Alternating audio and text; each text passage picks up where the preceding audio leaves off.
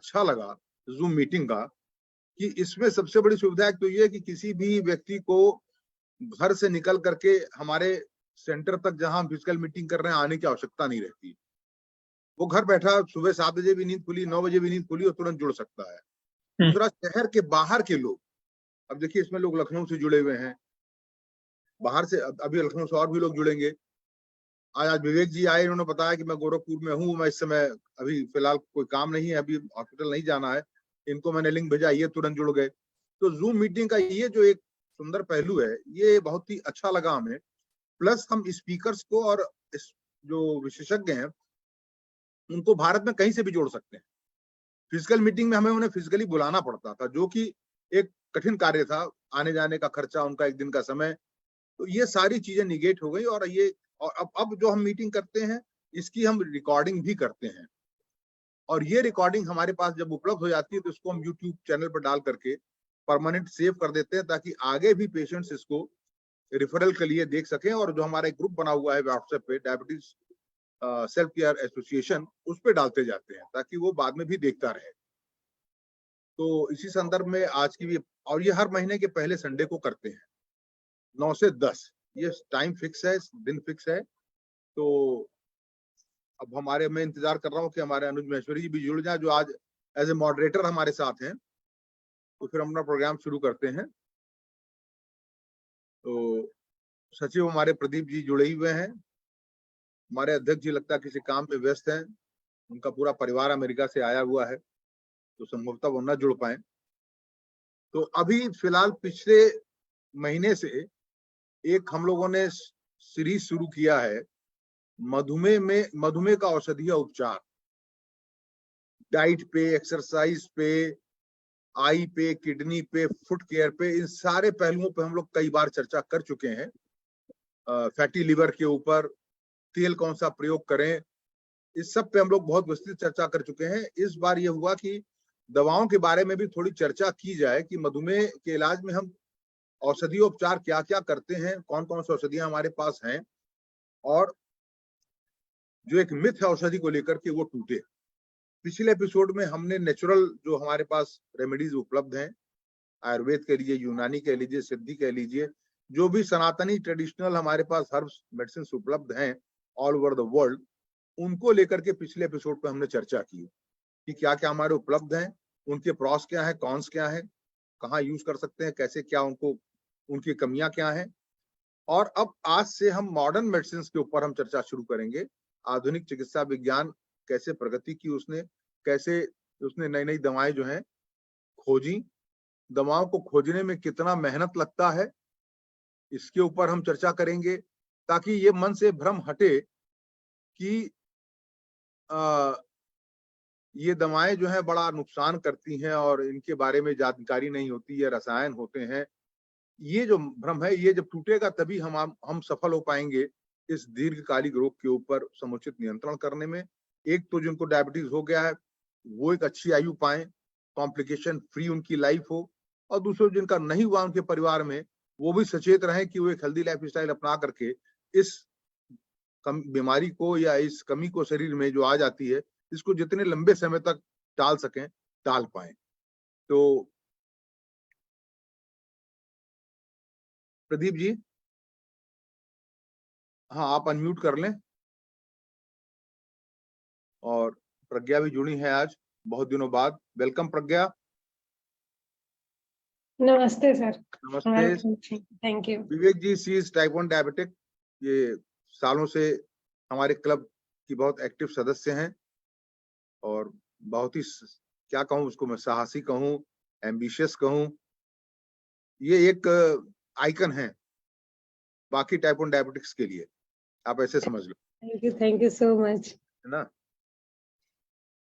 Doctor ये सुरेश सिंह जी और गीता सिंह जी लखनऊ से जुड़े हुए हैं, ये पहले गोरखपुर ही रहते थे, किन्हीं परिस्थितियों वश कारणों लखनऊ शिफ्ट हो गए, लेकिन क्लब को नहीं छोड़ा इन्होंने, ये वहां से ऑनलाइन जुड़ते हैं रेगुलर और हम लोगों का मनोबल बढ़ाते हैं। तो प्रदीप जी आप शुरू करें आज का कार्यक्रम, वो अनुज जी जुड़ेंगे अभी। इस आज के सेशन में diabetes self care club association के मधुमेह जन चेतना व्याख्यान में आप सभी जुड़ने वाले लोगों का स्वागत है।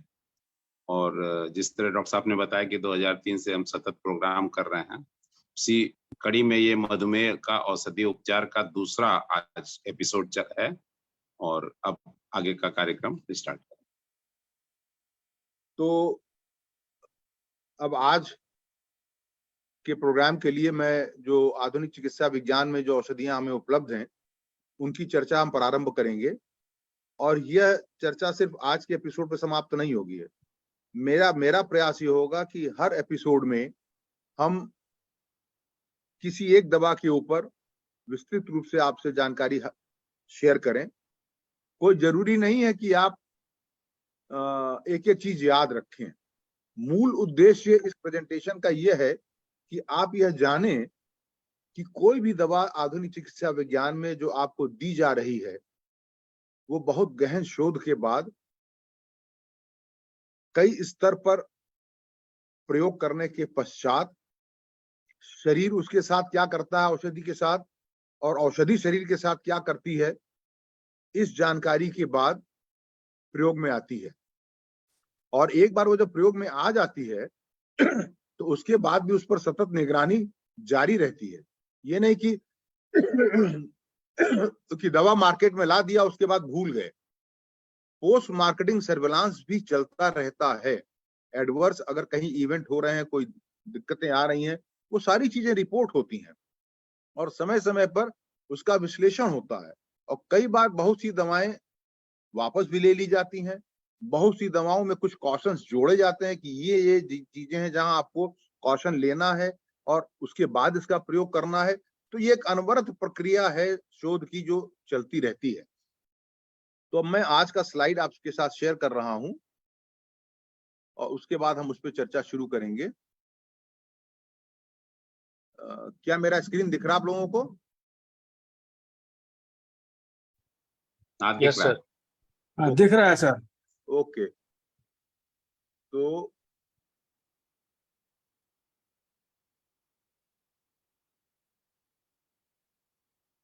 अब हम ये मधुमेह का औषधीय उपचार भाग 2, भाग 1 में मैंने बताया आपको कि हमने हर्बल उपचार या ट्रेडिशनल मेडिसिन उनकी चर्चा की थी। उसको अगर आपने नहीं अटेंड किया था तो आप मेरे नाम से YouTube पे जाएंगे, सर्च करेंगे तो आपको मेरे सारे वीडियोस मिल जाएंगे, वहां आप उसको देख सकते हैं। अब हम भाग 2 पे आते हैं।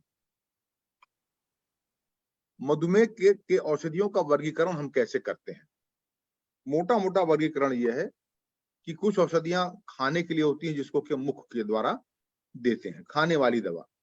आम जन के लिए खाने वाली दवा ही दवा होती है।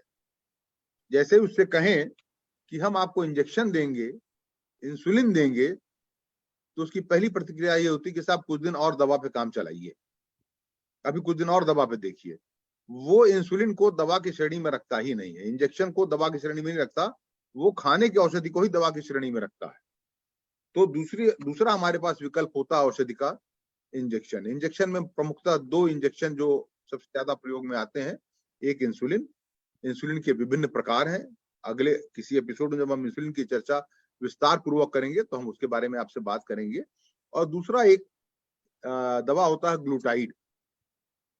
ग्लूटाइड दवा भी, उसमें कई दवाएं हैं, सीमाग्लूटाइड, लीराग्लूटाइड, एल्ब्यूग्लूटाइड, ड्यूलाग्लूटाइड। ये भी दवा जो है ये इंजेक्शन के रूप में ही उपलब्ध है। अब उसमें एक दवा सीमाग्लूटाइड हमें खाने की औषधि के रूप में भी उपलब्ध हो गई है। और तीसरा जो है, क्योंकि इंजेक्शन के प्रति लोगों के मन में एक डर, भय या इंजेक्शन न लगाने का एक वो जो भाव रहता है, तो उसको देखते हुए इंसुलिन को मुख के द्वारा खींचने के लिए, जैसे हम सांस के रोगियों को इनहेलर्स देते हैं, तो इंसुलिन के इनहेलर्स भी लाए गए है मार्केट में। लेकिन ये बहुत पॉपुलर नहीं हुआ, रोगियों द्वारा भी इसका बहुत ज्यादा एक्सेप्टेंस नहीं हुआ, कॉस्ट फैक्टर भी इसके साथ है, इसके रिजल्ट्स बहुत प्रेडिक्टेबल नहीं होते। इसकी भी हम आगे किसी एपिसोड में चर्चा करेंगे। आज हम जो चर्चा करेंगे मुख्यतः खाने की औषधियों के बारे में चर्चा प्रारंभ करेंगे।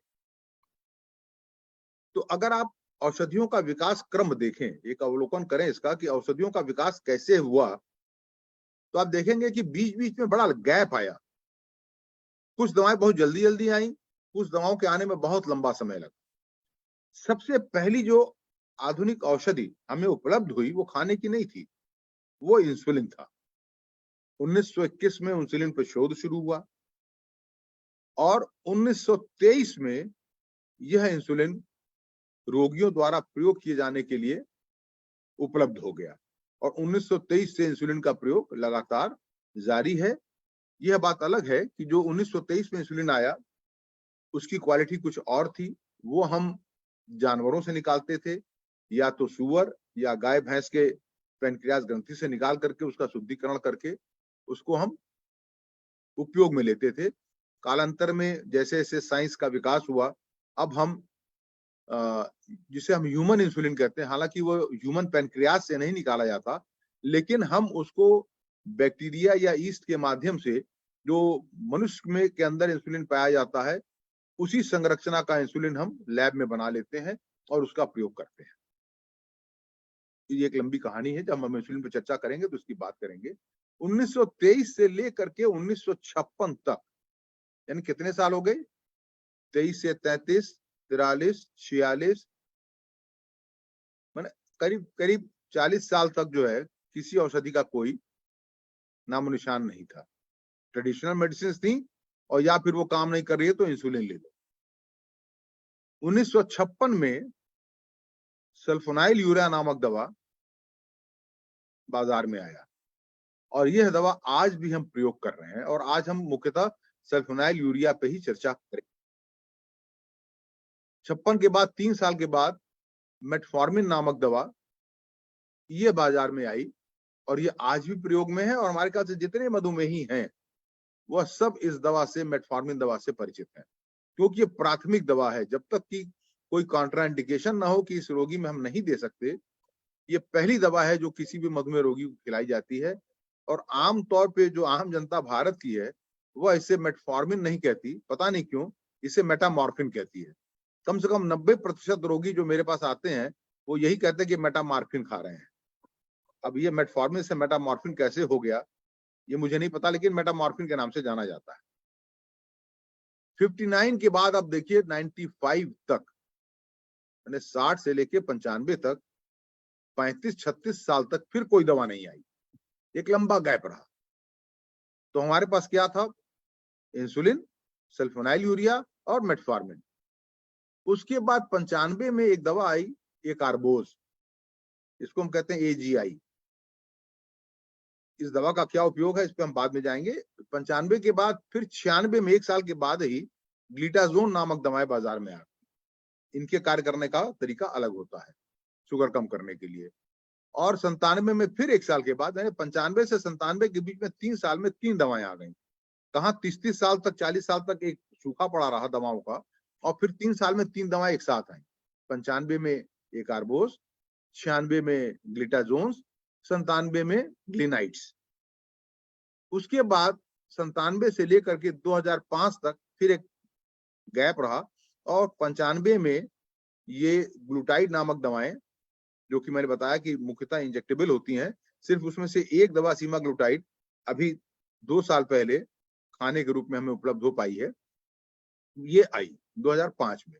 2006 में फिर ये APP नहीं है, ये एक्चुअली DPP है। DPP-4 इनहिबिटर नाम की दवाएं, जिन्हें हम ग्लिप्टिन कहते हैं, ये बाजार में आई। सीटाग्लिप्टिन, विल्डाग्लिप्टिन, एलोग्लिप्टिन, सेक्साग्लिप्टिन, टेनिलीग्लिप्टिन, कई, इसके अंदर कई ग्लिप्टिन हैं। ये ग्लिप्टिन नामक समूह की एक दवा बाजार में आई। 2008 में कॉल्सिवेलम आया, जो फिलहाल हिंदुस्तान में उपलब्ध नहीं है और ये बहुत कम प्रयोग होता है। 2009 में ब्रोमोक्रिप्टिन आया, इसका भी उपयोग बहुत कम होता है, बहुत पोटेंट दवा नहीं है। और 2013 में जो आखिरी दवा आई है, 2013 से 2023 तक फिर कोई दवा आई नहीं है।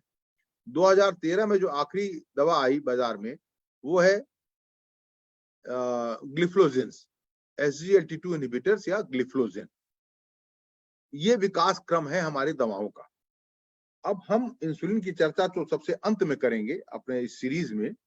आज मैं आपके साथ जानकारी शेयर करूंगा 1956 में जो दवा आई सल्फोनाइल यूरिया, उसके बारे में।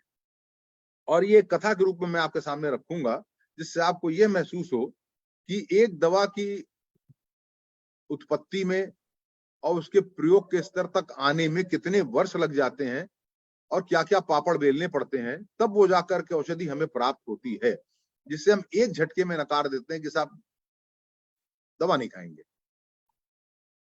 तो सल्फोनाइल यूरिया एक शब्द अंग्रेजी में आता है सेरेंडिपिटस, जिसका हिंदी अनुवाद है आकस्मिक लाभ। यानी आप मारने गए थे तीतर और हाथ लग गया बटेर। तो ये जो सल्फोनाइल यूरिया दवा है, ये कुछ इसी तरीके से इसकी इजाद हुई। इस मॉलिक्यूल पर, इस केमिकल पर रिसर्च किसी और कारण से चल रहा था, किसी और इंडिकेशन के लिए इसके ऊपर शोध चल रहा था, और पता चला कि यह शुगर कम कर देता है, तो इसका उपयोग मधुमेह में किया जाने लगा। कैसे पता चला? 1930 से और 40 के बीच का जो दौर था, वो दौर था जब संक्रामक रोगों से होने वाली मौतें जो है वो प्रथम पायदान पर रहती थी। कॉलरा है, जिसे हम हैजा कहते हैं, स्मॉल पॉक्स है, चिकन पॉक्स है, प्लेग है। ये सारी बीमारियां ऐसी थी जो कि संक्रामक होती थी और इनसे गांव के गांव साफ हो जाते थे। वो युद्ध का भी दौर था, प्रथम विश्व युद्ध खत्म हुआ था। तो युद्ध के दौरान भी देखा गया कि जो सैनिक युद्ध में घायल होते थे और उनके घाव में जब संक्रमण हो जाता था, तो संक्रमण से उनकी मौत हो जाती थी। और तब तक पारंपरिक जो हमारे पास औषधियां थी, उनमें इस इन्फेक्शन को कंट्रोल करने के लिए, बैक्टीरिया को मारने के लिए कोई भी कारगर दवा हमारे पास नहीं थी। और आप इतिहास में और भी बहुत से जो पुराने मेडिवल हिस्ट्री में जाएंगे, तो जो योद्धाओं जो थे, जो घोड़े पे चढ़ करके और तलवार से लड़ा करते थे, तीर धनुष से लड़ाई होती थी, उनमें भी बहुत से आप योद्धाओं की जब जीवनी पढ़ेंगे तो आप पाएंगे कि वो युद्ध के क्षेत्र में घायल हुए, उनका उपचार चलता रहा, फिर वो ज्वर से ग्रसित हो गए और फिर उनको बुखार होने लगा, वो इन्फेक्शन के कारण ही होता था, और फिर उनकी मौत हो जाती थी। तो ये एक बहुत बड़ा एक कारण था। 1932 में बायर कंपनी, ये बायर कंपनी आज भी जीवित है, बायर टॉनिक आप सब लोग जानते भी होंगे, ये जर्मनी की कंपनी है।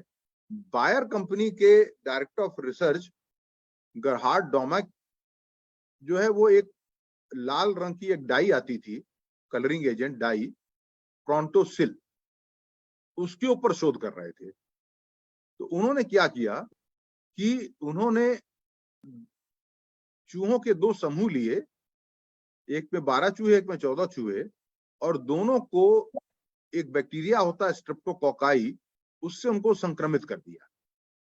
और संक्रमित करने के बाद उनको प्रोंटोसिल दिया गया।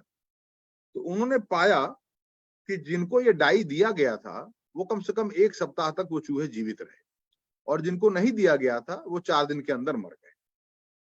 तो ये एक पहला घटना था जिससे ये लगा कि ये जो रेड डाई प्रोंटोसिल है, और ये एक सल्फोनाइल यूरिया ग्रुप की का ही डाई है, ये संक्रामक रोग में काम में आ सकता है। तो 1935 में ये पाया गया कि प्रोंटोसिल का ही एक घटक सल्फानिलामाइड, यह जो है, जिसको कि लैब में सिंथेसाइज किया जा सकता है, संश्लेषित किया जा सकता है, बनाया जा सकता है, ये कई इन्फेक्टिव संक्रामक बीमारियों में कारगर है। एरिसिप्ला, ये सब संक्रामक बीमारी है। प्यूरपुरल फीवर, प्यूरपुरल मतलब बच्चा होने के बाद जो जचकी का बुखार होता है, यूट्रस में इन्फेक्शन हो गया और जचकी का बुखार रहने लगा, तो उनमें स्कारलेट, कई तरह के संक्रामक रोग में देखा गया कि ये सल्फानिलामाइड नामक जो केमिकल है, ये बहुत कारगर रहता है। तो 1939 से 42 के बीच में ये सल्फोनामाइड कंपाउंड जो है, इनका प्रयोग अप्रत्याशित रूप से बहुत ज्यादा किया गया इन्फेक्शंस को कंट्रोल करने के लिए। मैं जब अपने युवा काल में था, जब मैं हाई स्कूल, इंटर 7वीं 8वीं दर्जा में, तो मुझे याद है कि जब भी हम लोग रेलवे, मेरे पिताजी रेलवे के मुलाजिम थे, तो जब भी रेलवे अस्पताल जाते थे कहीं कट गया, घाव हो गया, कुछ हो गया, तो एक दवा निश्चित पकड़ाई जाती थी, वो था सल्फाडाइजीन। सल्फाडाइजीन की एक टैबलेट दे दी जाती थी, ड्रेसिंग कर दिया जाता था, जाओ इसको खाओ। और ये सल्फाडाइजीन आज भी मार्केट में उपलब्ध है। मैंने सर्च किया क्योंकि बहुत जमाने से मैंने इस दवा का उपयोग नहीं किया था, तो मैंने देखा कि क्या आज भी उपलब्ध है सल्फाडाइजीन, तो देखा कि ये आज भी मार्केट में सल्फाडाइजीन नामक दवा उपलब्ध है। तो ये तब से एज एन एंटीबायोटिक, एंटीमाइक्रोबियल इस्तेमाल हो रहा है। अब कैसे इस एंटीमाइक्रोबियल, ये संक्रामक रोग के लिए जो दवा इस्तेमाल हो रही थी सल्फोनाइलयूरिया ग्रुप की, कैसे ये डायबिटीज में इसका उपयोग निकल के आया, अब उस कथा पे आते हैं। ये फ्रेंच कंपनी है रोने पॉले। इन्होंने, इस कंपनी के मार्शल जैनबॉन ने 1942 में 30 ऐसे रोगी जिनको मियादी बुखार था, टाइफाइड जिसको कहते हैं, और जब तक एक समय था कि मियादी बुखार की कोई चिकित्सा नहीं थी, इसका नाम ही था मियादी बुखार, यानी इस बुखार की एक मियाद होती थी और वो अपने मियाद पे ही खत्म होती थी। 4 हफ्ते की मियाद होती थी। डॉक्टर विवेक जी बाद में हो सकता है इस पर कुछ टिप्पणी करें। मुझे याद है कि लोगों के अंदर ये कंसेप्ट था कि ये मियादी बुखार 4 हफ्ते तक रहना है, और इसका इलाज ये था कि मरीज को खाली साबूदाना और बार्ली और खिचड़ी यही सब दिया जाता था, क्योंकि मियादी बुखार में आंतों में सूजन हो जाता है।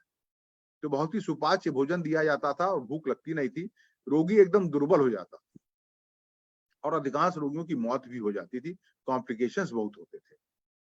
तो यह दवा 30 मियादी बुखार वाले रोगियों में सल्फोनाइलयूरिया का प्रयोग किया गया, और वो दवा था, ऊपर आप एक नंबर देख रहे होंगे, 2254 आरपी। आरपी जो है वो रोने पॉने कंपनी का कोड है।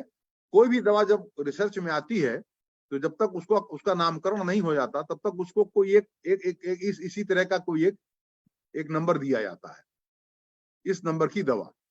तो इस नंबर की दवा जो थी, इसको टाइफाइड के रोगियों में दिया गया। अधिकांश जो इमैकुलेटेड पेशेंट्स थे, मतलब जो बहुत दुर्बल हो चुके थे, उनकी मौत हो गई, और कुछ जो थे उनमें फिट्स आने लगे, झटके आने लगे, और वो कोमा में चले गए। और यह पाया गया कि यह जो फिट्स आए और कोमा हुआ, वो शुगर लो हो जाने की वजह से हुआ।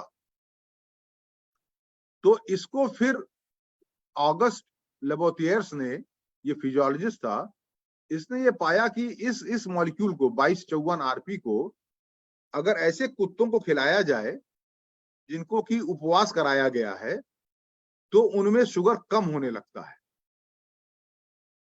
फिर यह भी देखा गया कि ऐसे कुत्ते या ऐसे जीव जिनके की पैंक्रियास ग्रंथि को के कुछ हिस्से को निकाल दिया गया है, अगर उनको दिया जाए तो भी यह दवा शुगर कम करने लगती है।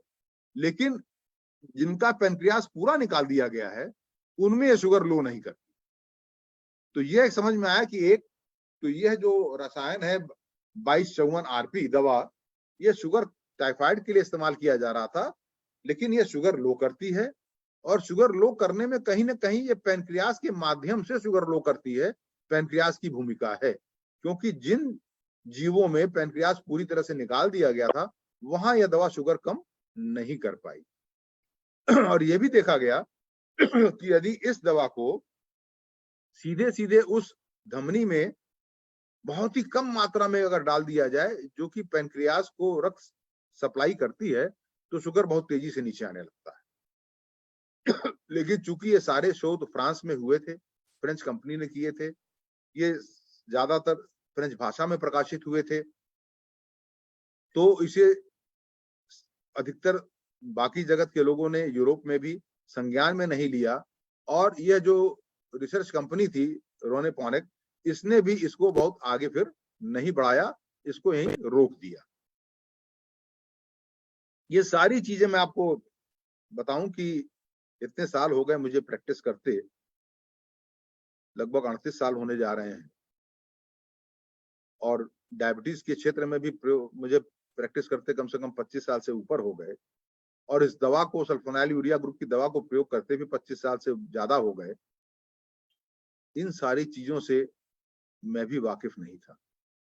ये तो जब आप लोगों के लिए मैंने मटेरियल निकालना शुरू किया कि कैसे आप लोगों के सामने दवाओं के बारे में जानकारी रखी जाए, तो ये सारी जानकारियां आश्चर्यजनक, इतना तो मुझे पता था और सारे डॉक्टर्स को पता रहता है कि ये दवा सल्फोनाइल यूरिया प्रयोग में ली जा रही थी संक्रामक रोगों के लिए, और ये पाया गया कि इससे शुगर लो होने लगता है, तो फिर इसके कुछ मॉलिक्यूल्स पे प्रयोग हुआ और उनको हम डायबिटीज में भी प्रयोग करना शुरू कर दिए। लेकिन इसके पीछे इतनी लंबी लंबी कहानियां थी, ये तो मैंने भी पहली बार जाना। इसके लिए आप सभी बधाई के पात्र हैं, क्योंकि आप भी मुझे इस काम के लिए प्रेरित करते हैं और फोर्स करते हैं। तो ये 1942 की बात है। 3 साल के बाद 1945 में एक सल्फोनाइल यूरिया कार्ब्यूटामाइड यह निकला, और ये सबसे पहले बाजार में आया। लेकिन यह भी बाजार में आया एज ए एंटी माइक्रोबियल, मतलब कीटाणुओं को, जीवाणुओं को मारने के लिए, संक्रामक रोग में प्रयोग करने के लिए। और 1945 में इसको अर्न्स्ट कार्स्टन ने सिंथेसाइज किया था। ड्रेसडन एक शहर है जर्मनी में, और उस समय यह ईस्ट जर्मनी में था। अब तो दोनों जर्मनी का विलय हो गया, तब यह ईस्ट जर्मनी में था। तो ड्रेसडन शहर के में 1945 में अर्न्स्ट कार्स्टन ने कार्ब्यूटामाइड नामक दवा निकाला इन्फेक्शन के में इस्तेमाल करने के लिए, और ये सबसे पहला मार्केट में आया। 1950 में इसको ईस्ट जर्मनी में यूटीआई, यूरिनरी ट्रैक्ट इन्फेक्शन, यानी कि पेशाब मूत्र मार्ग में अगर संक्रमण हो जाए, इन्फेक्शन हो जाए, तो उसके ट्रीटमेंट के लिए इसको इंडिकेट किया गया कि वहां इसका इस्तेमाल किया जाए। जो इनिशियल क्लिनिकल ट्रायल्स हुए मूत्र रोग के रोगियों में इस दवा का जब प्रयोग किया गया, तो हेलमुथ क्लाइंसॉर्ज ने पाया कि इनमें से अधिकांश जो यूटीआई के रोगी थे, ये दवा देने के बाद उनमें शुगर कम होने के लक्षण उत्पन्न होने लगे। तो 1952 में क्लाइंसॉर्ज ने अपने इन ऑब्जर्वेशंस को, जो कंपनी थी उसको, उसके हेड को, एरिक हैक को बताया कि ये इस दवा का प्रयोग यूटीआई में कर रहे हैं, लेकिन इससे शुगर लो होने लगता है। ये फाइंडिंग उन्होंने एरिक हैक को बताया 1952 में। इस चीज के आने के बाद 1953 में ईस्ट जर्मनी के मिनिस्ट्री ऑफ हेल्थ ने इस दवा के प्रयोग पर प्रतिबंध लगा दिया, और जो क्लाइंसॉर्ज साहब का जो ऑब्जर्वेशन था, वो ऑब्जर्वेशन पब्लिश नहीं हो पाया, प्रकाशित नहीं हो पाया।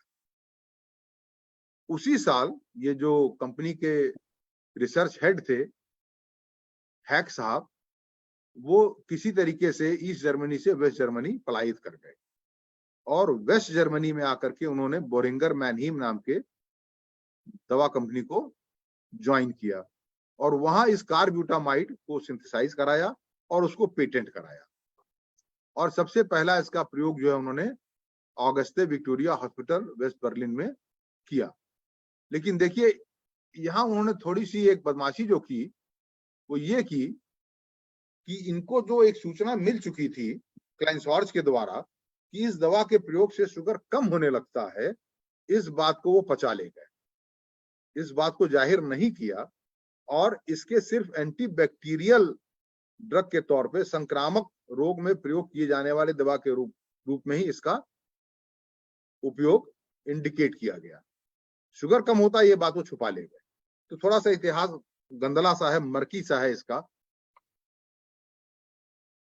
एक ये कार्ल जोकिम फुक्स, एक यंग डॉक्टर था, उसने भी देखा कि जब इस दवा का प्रयोग हम संक्रामक रोग में करते हैं, तो जिन रोगियों में करते हैं उनमें उत्तेजना, आवाज में लड़बड़ाहट, स्पीच डिस्टर्बेंसेस, टेम्पररी एपैथी, मतलब कुछ देर के लिए संज्ञा शून्य हो जाना, ये सारे इस तरह के लक्षण उत्पन्न होने लगते हैं। और ये सारे लक्षण हाइपोग्लाइसीमिया के होते हैं, यानी शुगर कम होने के होते हैं। तो कार्ल जोकिम फुक्स साहब ने इस दवा को खुद भी खाया और खाने के बाद उन्होंने देखा कि उनकी भूख अप्रत्याशित रूप से एकदम से बढ़ गई और उनको यूफोरिया होने लगा। यूफोरिया का मतलब जैसे होता है ना कि आसमान में उड़ना, उस टाइप की फीलिंग होने लगी। और जैसे ही उन्होंने खाना खाया, ये सारे लक्षण गायब हो गए। तब उन्होंने इस कार्बुटामाइड नामक दवा का लगभग 200 डायबिटीज मरीजों में प्रयोग किया। अब ये पहला प्रयोग था इस दवा का स्पेसिफिकली डायबिटीज के रोगियों में, यह देखने के लिए कि उनमें शुगर कम होता है कि नहीं और क्या लाभ मिलता है। और उन्होंने ए सीरीज ऑफ 3 रिपोर्ट्स, 3 रिपोर्ट्स में अपने इन ऑब्जर्वेशंस को डॉयचे मेडिसिने से वॉजनश्रिफ्ट, ये जर्मन पत्रिका थी, उसमें 1955 में इसको प्रकाशित कराया।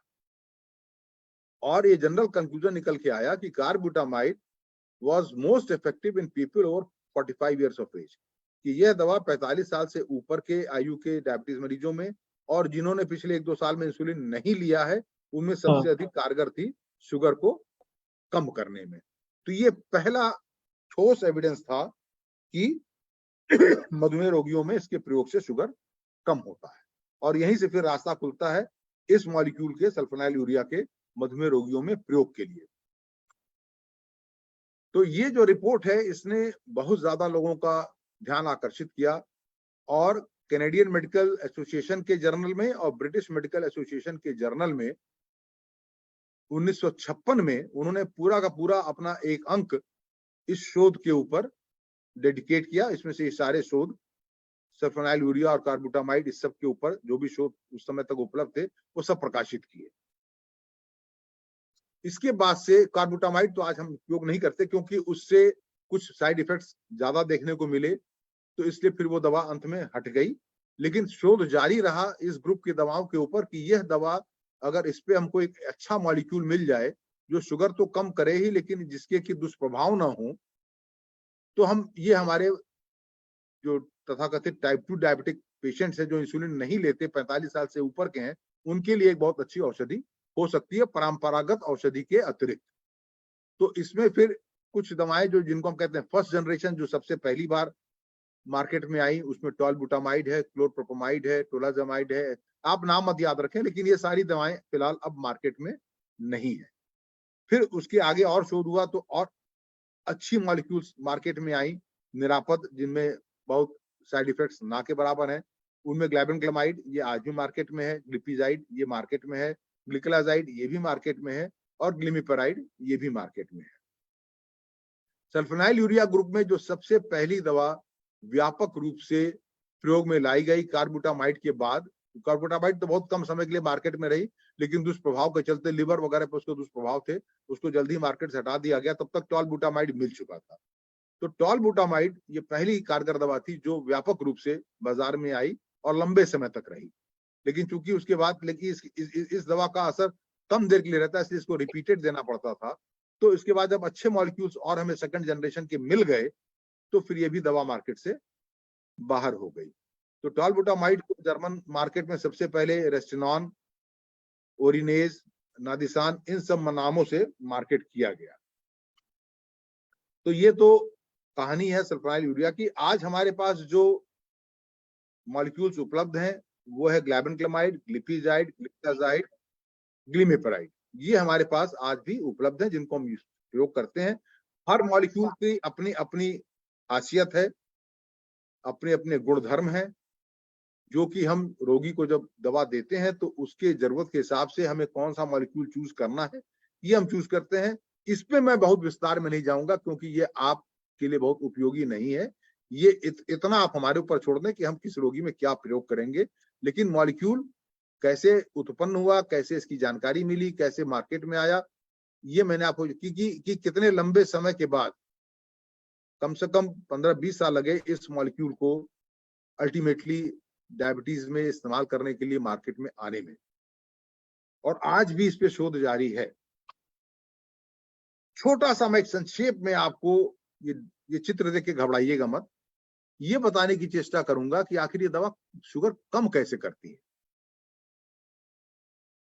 तो उससे फिर बहुत से आपके जो मन में प्रश्न जो रहते हैं उसके उत्तर मिल जाएंगे। देखिए, एक सामान्य मनुष्य में इंसुलिन कहाँ बनता है?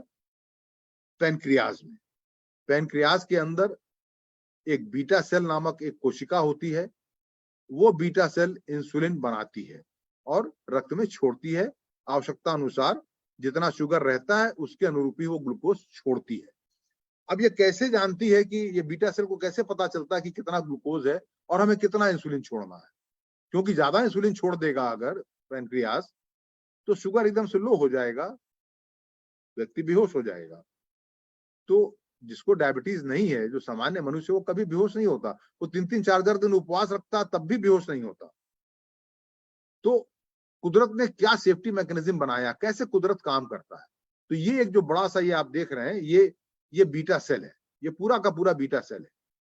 बीटा सेल में एक मार्ग होता है जिसके माध्यम से ग्लूकोज बीटा सेल के अंदर घुसता है। तो सेल के बाहर जितना ज्यादा ग्लूकोज होगा उतना ही ज्यादा ग्लूकोज कोशिका के अंदर, बीटा सेल के अंदर भी घुस जाएगा। तो आपने भोजन लिया, गन्ने का रस पिया, ग्लूकोज पिया, ग्लूकोज भागा एकदम से आपके रक्त में, ये बढ़ा हुआ ग्लूकोज सीधे पैनक्रियास के बीटा सेल के कोशिका में चला जाएगा, उसी उतनी ही मात्रा में, उसी कंसंट्रेशन में। और यह ग्लूकोज फिर बीटा सेल के अंदर इसको तोड़ करके इससे ऊर्जा बनाई जाएगी। इस ऊर्जा को हम कहते हैं एटीपी। ये जो ऊर्जा बनती है इसको हम एटीपी कहते हैं। ये ऊर्जा क्या करता है कि ये ऊर्जा जो एटीपी बनता है, ये कोशिका की दीवार पर एक रिसेप्टर होता है, एक चैनल होता है, जिस चैनल के माध्यम से कोशिका के अंदर जो पोटेशियम आयन होते हैं और कोशिका के बाहर सोडियम आयन होता है, तो ये पोटेशियम और सोडियम का एक बैलेंस बना के रखता है। तो जब ज्यादा ऊर्जा बनती है तो ये ऊर्जा इस मार्ग को बंद कर देता है। पोटेशियम अब बाहर नहीं जा पाता, पोटेशियम का अंदर कंसंट्रेशन बढ़ने लगता है। उसकी वजह से एक तीसरा मार्ग होता है जिसके माध्यम से कैल्शियम इस कोशिका के अंदर बीटा सेल में घुसने लगता है, और यह कैल्शियम फिर जो बीटा सेल में संचित इंसुलिन बना के रखा गया है उसको निकाल करके बाहर कर देता है, बीटा सेल से रक्त में प्रवाहित कर देता है। अब शुगर कम होने लगा, तो अब बाहर जब शुगर कम है तो कोशिका के अंदर शुगर कम आएगा, कोशिका के अंदर शुगर कम आएगा तो कम एनर्जी बनेगी, कम एनर्जी बनेगी तो ये मार्ग अवरुद्ध नहीं होगा। ये मार्ग अवरुद्ध नहीं होगा तो पोटेशियम अपना कोशिका के बाहर जाता रहेगा और ये कैल्शियम का जो मार्ग है वहां से कैल्शियम अंदर नहीं आएगा और ये जो इंसुलिन है वो बाहर नहीं निकलेगा। अब ये जो दवा सल्फोनाइल यूरिया है ये क्या करती है, ये इस मार्ग को, पोटेशियम वाले मार्ग को सीधे सीधे जाकर के बंद कर देती है। कुदरती तौर पे तो जब ग्लूकोज अंदर आएगा और ग्लूकोज ऊर्जा पैदा करेगा तो ये मार्ग बंद होगा, लेकिन ये दवा सल्फोनाइल यूरिया सीधे ही आके इस मार्ग के ऊपर जुड़ती है और उस मार्ग को बंद कर देती है। जैसे ही मार्ग बंद होता है कोशिका के अंदर पोटेशियम की संख्या बढ़ने लगती है और ये कैल्शियम अंदर आना शुरू हो जाता है और इंसुलिन बीटा सेल के द्वारा रक्त में छोड़ा जाने लगता है और आपका शुगर कम होने लगता है। अब इसका नेगेटिव इफेक्ट क्या हो सकता है कि किसी व्यक्ति ने यह दवा खाई और भोजन नहीं किया, तो कुदरती तौर पे तो अगर आप भोजन नहीं करेंगे, जब रक्त में शुगर की मात्रा कम हो जाएगी तो यह ऊर्जा बनेगी ही नहीं और ये मार्ग अवरुद्ध नहीं होगा। लेकिन अब आपने तो दवा खा रखा है, ये मार्ग तो पहले से ही उसने बंद कर दिया है और आपने भोजन नहीं किया, तो ये जो इंसुलिन छोड़ने की प्रक्रिया है ये लगातार जारी रहेगी और शुगर लो हो जाएगा। यही उन सारे प्रयोगों में हुआ जहां हाइपोग्लाइसीमिया हुआ, वहां यही सब हुआ। और वहां भी देखा गया कि पैनक्रियास ग्रंथि में अगर सीधे इस दवा को डाल देते हैं रक्त वाहिनी के माध्यम से तो शुगर एकदम से लो हो जाता है, बहुत कम मात्रा में डालते हैं तो भी लो हो जाता है। तो ये इस मॉलिक्यूल के काम करने का तरीका है। तो अब इसके गुण और लाभ क्या है इस मॉलिक्यूल के? एक तो 67 साल का एक लंबा अनुभव है और एक भरोसा है। 67 साल हो गए इस दवा को प्रयोग में लेते हुए, तो चिकित्सक भी इस दवा के गुणधर्म से वाकिफ है और वो जानता है कि इसके साथ हमें क्या प्रिकॉशन लेना चाहिए, मरीज को हमें क्या हिदायत देनी है। और इस दवा का ब्रांडेड और जेनरिक दोनों ही उपलब्ध है और ये दवा बहुत ही सस्ती है, सुलभ है, सबके जेब में समा जाती है। और प्रभावी बहुत है, क्योंकि ये उस मार्ग को जब अवरुद्ध कर देती है तो इंसुलिन बहुत तेजी से निकलता है बीटा सेल के द्वारा, तो ये प्रभावी बहुत है।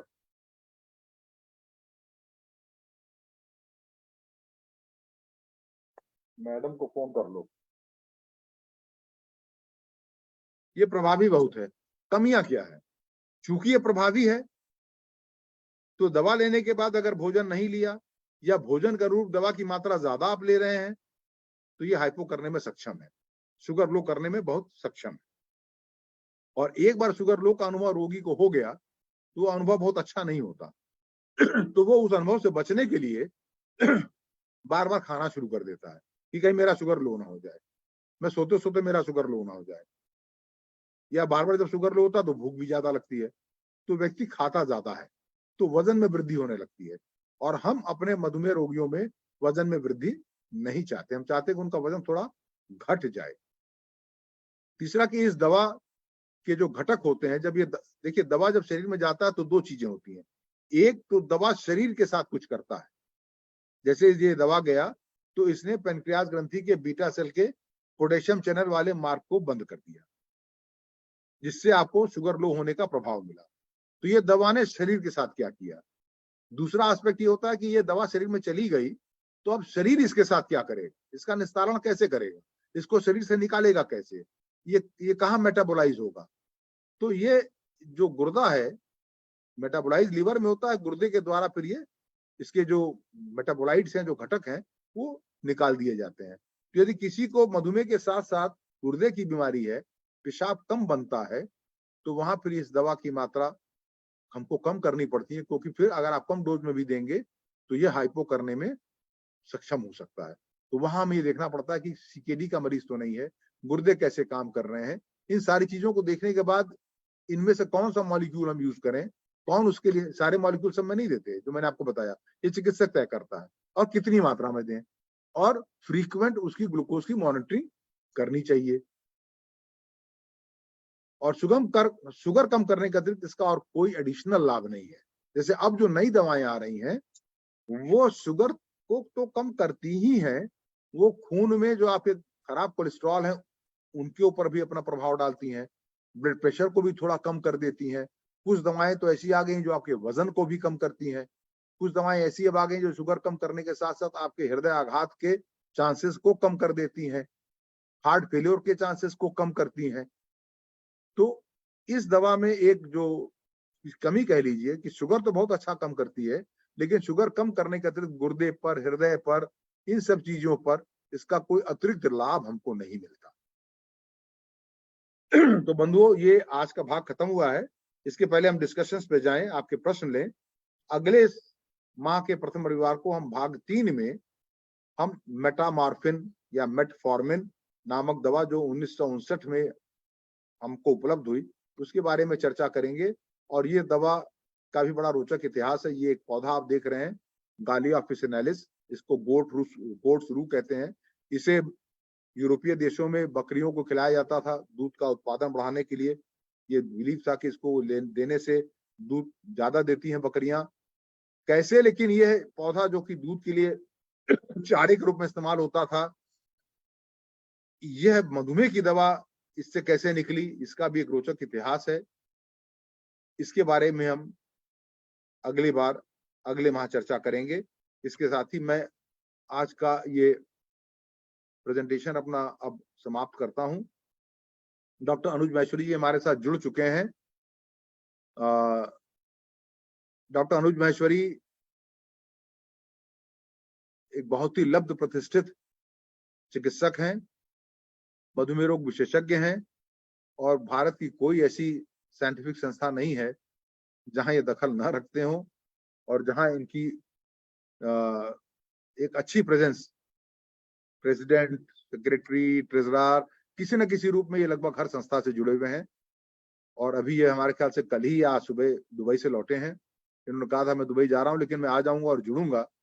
और आप हमारे साथ जुड़े, आपका स्वागत है। अनुज जी, आप लखनऊ में हैं।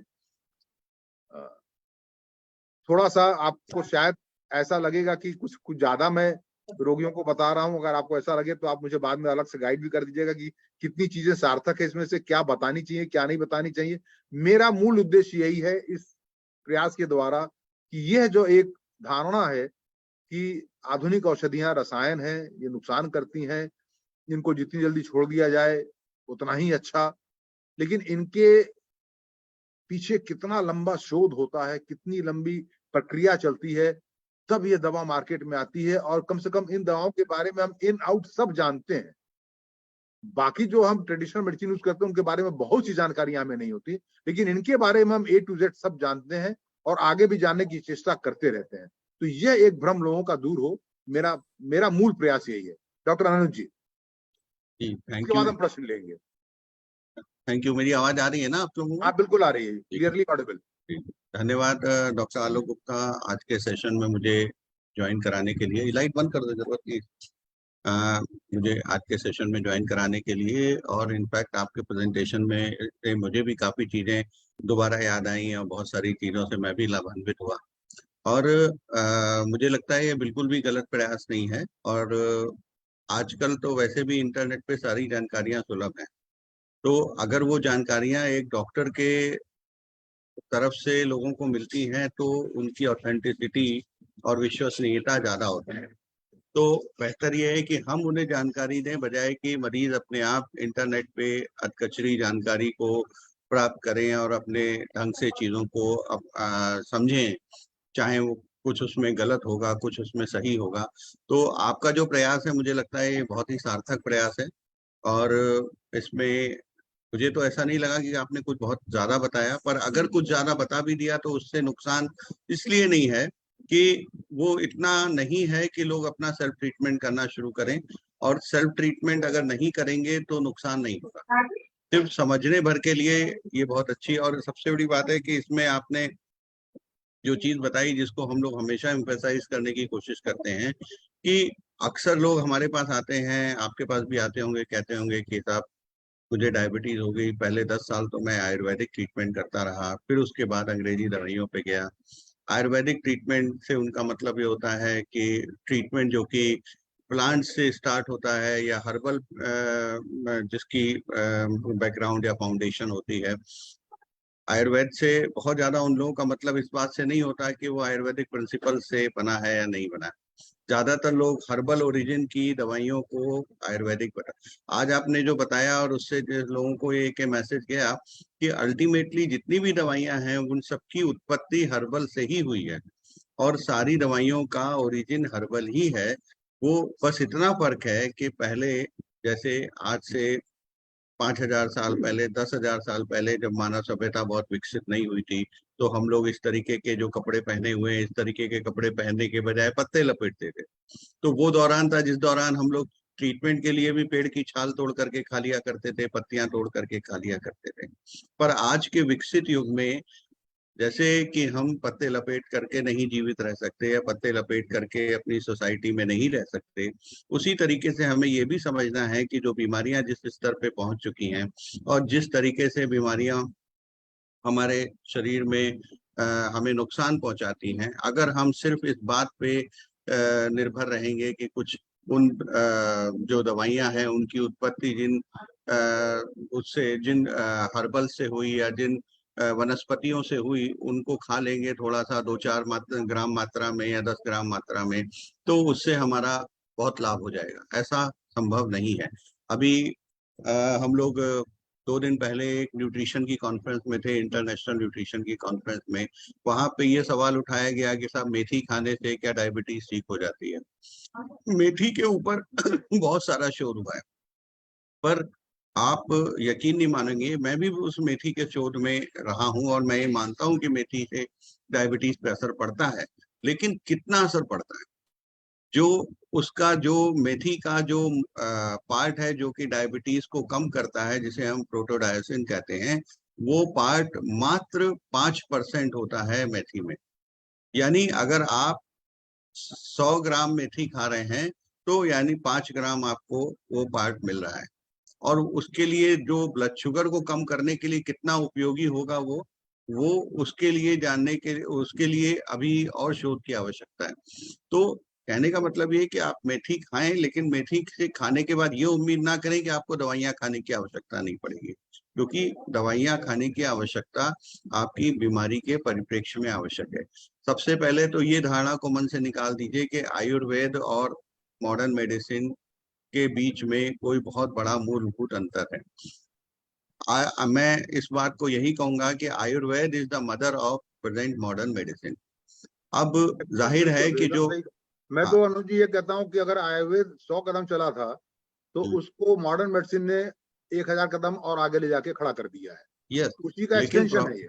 जी बिल्कुल एक्सटेंशन है। That's why I say that कि modern Ayurveda is the mother of modern medicine. लेकिन जैसे आप आज से 100 साल पुराने तौर तरीकों पे नहीं जा सकते रहन सहन के, वैसे ही इलाज के भी 100 साल पुराने तौर तरीकों से आज के समय में काम नहीं चल सकता। और ये चीज जब हम अपने मन में बैठाएंगे तो हमें इस बात का एहसास होगा। दिक्कत क्या है? दिक्कत यहाँ हुई कि जो हमारे शुरुआत में जो आयुर्वेद और जो हमारी पद्धतियों के, शिक्षा पद्धतियों के जो शोध कार्य हुए, बीच में वो सारे शोध कार्य बंद हो गए, क्योंकि हम काफी लंबे समय तक गुलाम रहे। तो वो सारे शोध कार्य जो होने थे हमारे देश में, वो सारे हुए पश्चिमी देशों में। एक समय था जब हमारे देश के जितने भी बड़े बड़े विश्वविद्यालय वो सारे तोड़े जा रहे थे या टूट गए थे या वो सब समाप्त हो रहे थे। उस समय वही सारे विश्वविद्यालय उसी सेम कालखंड में वो विश्वविद्यालय पश्चिम देशों में बनने शुरू हुए। अगर आप देखें तो नालंदा विश्वविद्यालय की समाप्ति और ऑक्सफोर्ड विश्वविद्यालय की उत्पत्ति का ईयर और कालखंड एक ही है। तो एक ही कालखंड में ऐसा हुआ, तो वो सारे शोध उधर शिफ्ट हो गए। और जब वो उधर से हमारे पास आए तो हमने कहा अरे ये तो अंग्रेजी है, बट एक्चुअली वो अंग्रेजी नहीं है, वो सारा उसी शोध का एक्सटेंशन है जो हम गुलाम होने के पहले अपने यहाँ कर रहे थे। उसके बाद जो राजनीतिक परिस्थितियां बदली, उसकी वजह से हम लोगों की परिस्थिति विश्व में बदल गई और उसके कारण वो सारे उधर से आने लगे और हमने उसे अंग्रेजी दवाइयां कहना शुरू कर दिया। तो ये बात अपने मन से निकाल दीजिए। जैसे डॉक्टर आलोक ने कहा कि ये जिनको हम अंग्रेजी दवाइयां कहते हैं, ये काफी लंबे शोध और विश्वव्यापी शोध के बाद आप तक पहुंचती हैं। इसके किसी भी न सिर्फ side effect, overdose, side effect, after effect, सब चीजों का विस्तृत वर्णन हर चीज में उपलब्ध है। जबकि जो हम बहुत सारे हमारे जो लोग साथी हैं जो आयुर्वेदिक मेडिसिन कह करके बहुत सारी चीजों को मार्केट करते हैं, उनके बारे में बहुत सारी जानकारी उपलब्ध नहीं है। और इवन होम्योपैथिक दवाइयों के बारे में भी उतनी अधिक जानकारी उपलब्ध नहीं है। सिर्फ इतना ही उपलब्ध है कि ये दवा ये काम करती है, लेकिन अगर हम इसे ज्यादा खा लेंगे तो क्या होगा, कम खाएंगे तो क्या होगा, 10 साल तक लेंगे तो क्या होगा, 50 साल तक लेंगे तो क्या होगा। इतने सारे व्यापक शोध किसी भी पद्धति में, किसी भी इलाज की पद्धति में नहीं हुए जितने की हमारी इस मॉडर्न मेडिसिन की इलाज की पद्धति में हुए। तो अगर विश्वसनीयता के लिहाज से देखा जाए तो ये मॉडर्न मेडिसिन हमारी सबसे अधिक विश्वसनीय इलाज की पद्धति है। पर बहुत सारे लोग उसको भारतीयता से जोड़ देते हैं, बहुत सारे लोग उसको हमारे प्राचीन साहित्य से जोड़ देते हैं, तो उसके वजह से इमोशनली बहुत सारे लोग दूसरी तरफ डाइवर्ट हो जाते हैं। पर यहाँ पे ये भी चीज आपको पता होनी चाहिए कि बहुत सारे लोग जो शुरुआत के, अपनी डायबिटीज के शुरुआत के समय में अपना प्रॉपर इलाज नहीं करते हैं, उन लोगों को कॉम्प्लिकेशंस होने की संभावना ज्यादा होती है। शुरू में जो लोग अपनी डायबिटीज को अच्छा कंट्रोल करते हैं तो एक लीगेसी इफेक्ट या मेटाबॉलिक मेमोरी होती है, जिसकी वजह से उन्हें लंबे समय तक उसका लाभ मिलता रहता है। और इवन इंसुलिन की अनिवार्यता भी काफी लंबे समय बाद आती है। और साथ ही साथ जो दवाइयां भी चल रही होती हैं उनकी डोज भी धीरे धीरे बढ़ती है। पर जो लोग ऐसा करते हैं कि थोड़े दिन दवाई खाई फिर छोड़ करके फिर पत्ती पे शिफ्ट हो गए या आयुर्वेदिक प्रिपरेशन पे शिफ्ट हो गए, जो कि मार्केट में बिना किसी शोध के उपलब्ध है, जिसके ऊपर कोई नियम जिसके ऊपर नहीं लागू होता, उस तरह की दवाइयां कितना फायदा करती हैं ये हमें तो बहुत क्षणिक रूप से दिखाई देता है, पर जो नुकसान करती हैं उसके बारे में हमें पता नहीं चलता। तमाम मरीज ऐसे होते हैं जिनको कि इंसुलिन शुरू किया, उन्होंने इंसुलिन बंद करके इस तरह की दवाइयां जो कि प्रामाणिक रूप से बहुत जिनकी प्रामाणिकता सिद्ध नहीं है, उस तरह की दवाइयों पे स्विच किया और थोड़े समय बाद आए, कहते हैं साहब ब्लड शुगर तो हमारा बहुत अच्छा कंट्रोल है। ब्लड शुगर चेक किया तो वाकई बहुत अच्छा कंट्रोल था। फास्टिंग 70 और 80 के रेंज में चल रहा था। पीपी शुगर भी 150 के आसपास चल रहा था। लेकिन साथ ही जब उनका हमने यूरिन टेस्ट किया तो यूरिन से ढेर सारा प्रोटीन जा रहा था। तो अल्टीमेटली जो उनका कंट्रोल का जो उद्देश्य था, वो कंट्रोल का उद्देश्य हमारा ग्लूकोसेंट्रिक नहीं, कंट्रोल का उद्देश्य सिर्फ ये इनके इन प्रकारेण शुगर को नीचे लाना नहीं है। कंट्रोल का उद्देश्य है कि हम अपने अंदरूनी अंगों की रक्षा कर सकें जो कि शुगर के लेवल के बढ़ने के कारण खतरे में आ जाते हैं। अगर हम उन अंदरूनी अंगों को नुकसान पहुंचा करके, उनको सेक्रीफाइस करके अगर शुगर को नीचे लाते हैं तो उस शुगर को नीचे लाने की कोई भी उपयोगिता नहीं है। और अल्टीमेटली वो हमारे जीवन को उसी तरीके से फास्ट फॉरवर्ड में चला देते हैं जैसे कि हम टेप रिकॉर्डर में, आपने देखा होगा किसी गाने को आपको पसंद नहीं आता तो फास्ट फॉरवर्ड में चला देते हैं तो खट से वो आगे बढ़ जाता है। तो अपने जीवन को भी अक्सर हम इसी तरीके के फास्ट फॉरवर्ड में चला देते हैं। तो मेरी आप लोगों से अनुरोध यही है कि इस तरीके की चीजों से बचें। जहां तक सल्फोनाइल यूरिया की बात है, ये पुराने जमाने की दवाई है पर आज भी कारगर है। तमाम सारी गाइडलाइंस उसको अब अनुपयोगी सिद्ध कर रही हैं। उसका भी एक विशेष कारण ये है कि अनुपयोगी सिद्ध करने का मतलब ये नहीं कि ये शुगर कम नहीं करती, शुगर तो बहुत तेजी से कम करती है जैसे डॉक्टर आलोक गुप्ता ने बताया। पर अब हमारा उद्देश्य और हमारे इलाज का जो लक्ष्य है वो बदल रहा है। अब हमारे इलाज का लक्ष्य सिर्फ चीनी कम करना नहीं रह गया। हमारे इलाज का लक्ष्य है कि अपने मरीज की सुरक्षा को लंबे समय तक मेंटेन करना। हमारे इलाज का लक्ष्य है कि शुगर के अधिकता से होने वाले कॉम्प्लिकेशंस को जितना अधिक से अधिक डिले कर सकते हैं उनको करना। वो कॉम्प्लिकेशन क्या होते हैं? अगर हम शुगर को लंबे समय तक कंट्रोल ना करें तो हमारा ब्लड प्रेशर बढ़ जाता है, हमारे यूरिन से प्रोटीन जाने लगता है, गुर्दे की खराबी होने लगती है, आंखों से कम दिखाई देने लगता है, मेमोरी लॉस होने लगता है।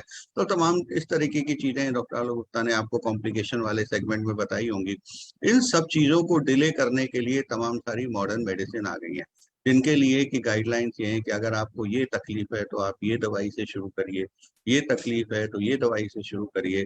सल्फोनाइल यूरिया का उपयोग अब सिर्फ इतना रह गया है कि अगर किसी का ब्लड शुगर बहुत अधिक बढ़ा हुआ है और उसको हमें जल्दी से जल्दी कंट्रोल लेना है, क्योंकि ये बहुत तेजी से प्रभावी होने वाली दवाई है, तो इसको देने से हम 2-4 दिन के अंदर पेशेंट के ब्लड शुगर को नीचे ले आते हैं।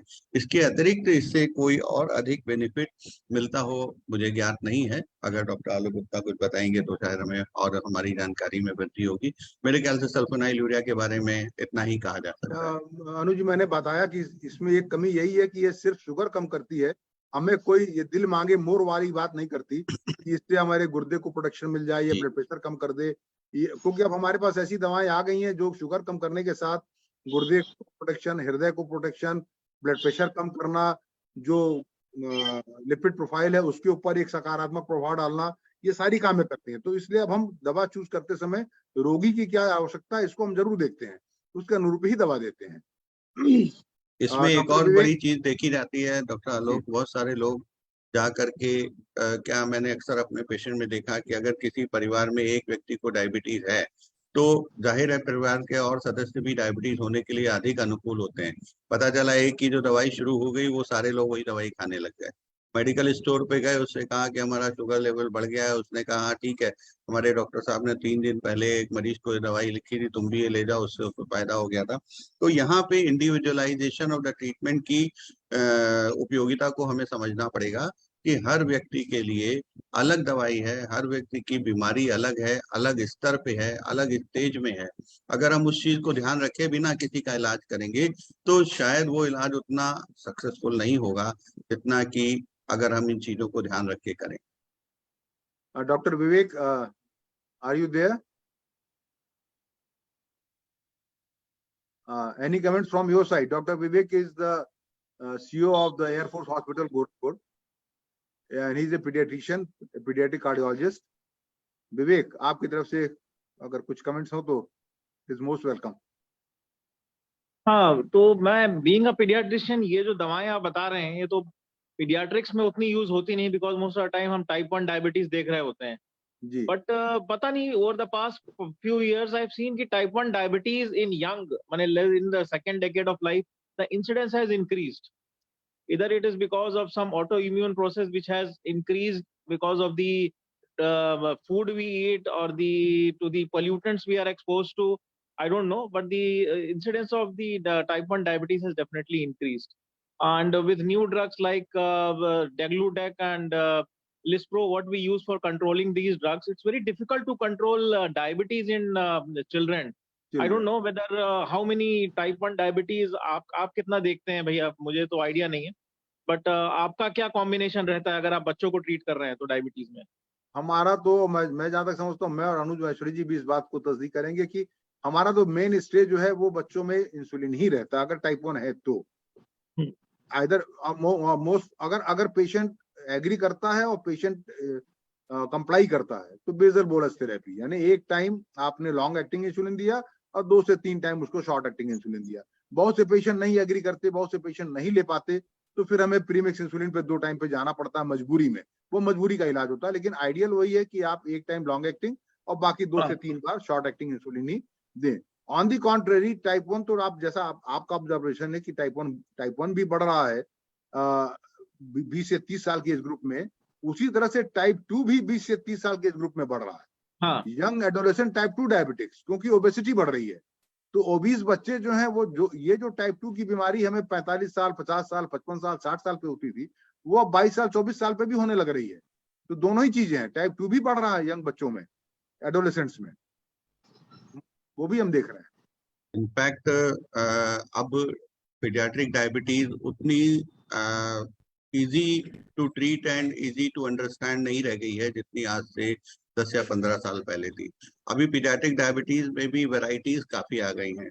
हम लोग जैसा आपने बताया कि जो childhood onset type 2 diabetes start होना शुरू हो गई है, इसके अलावा मोडी भी पीडियाट्रिक एज ग्रुप में काफी प्रेवलेंट हो गई है, जिसमें सल्फोनाइलूरिया सबसे ज्यादा इफेक्टिव दवाई होती है। तो बेस्ट ये है कि अगर पेशेंट किसी तरीके से अफोर्ड कर सकता है तो हमें उसे इंसुलिन का इंजेक्शन तो शुरू करने में कोई नुकसान नहीं है, आप इमीडिएटली शुरू कर दीजिए। इन द मीन टाइम आप उसके टेस्ट करा करके उसको ये पता लगाने की कोशिश करिए कि उसकी डायबिटीज टाइप 2 डायबिटीज है, अर्ली ऑनसेट टाइप 2 डायबिटीज है, या मोडी है, या ये टाइप 1 है जो ऑटो इम्यून बेस्ड है। तो अगर टाइप 1 है, आपने शुरू कर दिया इंसुलिन, तो आपने ट्रीटमेंट ठीक ठाक ही शुरू किया। अगर मोडी है तो वो शायद आपकी इंसुलिन शुरू करने से बहुत अच्छे रिजल्ट आपको नहीं मिल रहे होंगे।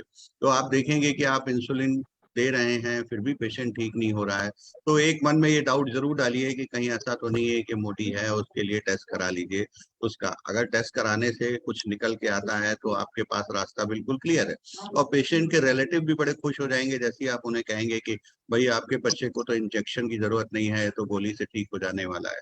इसी तरीके से अगर अर्ली ऑनसेट टाइप 2 डायबिटीज है तो वहां भी यही बात है, लेकिन उसमें भी हमें थोड़ा सा क्लू मिल जाता है कि पेशेंट का अक्सर वेट ज्यादा होता है, इंसुलिन रेसिस्टेंस के साइन दिखाई देने लगते हैं, जो एकेंथोसिस निग्रिकेंस दिखाई देने लगता है। यूजुअली उस तरह की डायबिटीज अक्सर हम देखते हैं कि बच्चे जब हाई स्कूल या इंटर में आते हैं तो उस समय होते हैं जब उनके ऊपर पढ़ाई का दबाव अधिक पड़ता है, खेलना कूदना बाहर जाना बंद कर देते हैं, तो उस समय या और खाने पीने का क्रम थोड़ा बिगड़ जाता है, सोने का क्रम बिगड़ जाता है, तो उनको ये टाइप 2 डायबिटीज के लक्षण धीरे धीरे बढ़ना शुरू हो जाते हैं। तो अगर हम विजिलेंट रहें तो चाइल्डहुड डायबिटीज को भी अप्रोप्रिएटली रिकॉग्नाइज करके और अप्रोप्रिएटली ट्रीट किया जा सकता है। ये जरूरी नहीं है कि हर बच्चे के लिए इंसुलिन ही एक अंतिम रास्ता है। बहुत बढ़िया। अब मैं चाहूंगा कि 1-2 प्रश्न जो अगर ऑडियंस की तरफ से आ जाए तो उसका उत्तर देके फिर हम लोग अपने इस कार्यक्रम को आज वाइंड अप करेंगे। आप में से जितने लोग जुड़े हुए हैं, किसी का मन में कोई सवाल हो या कोई टिप्पणी करना चाहें तो आप अनम्यूट करके अपने आप को अपनी बात रखें।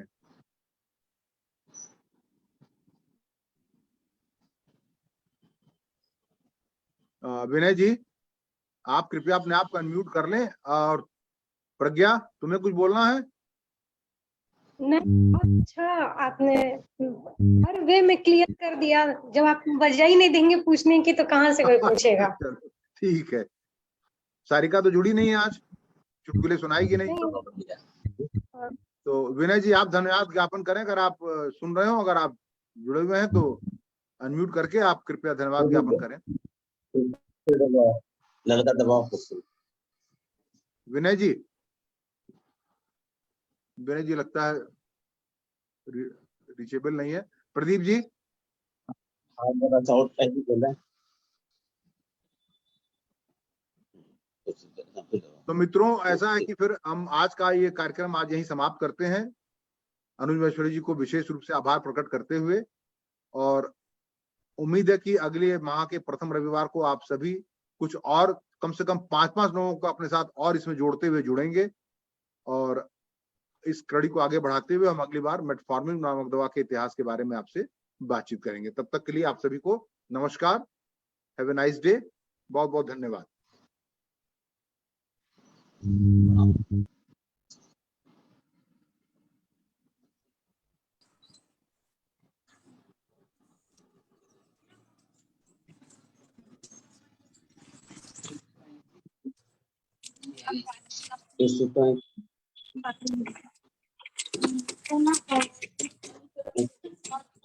Yeah.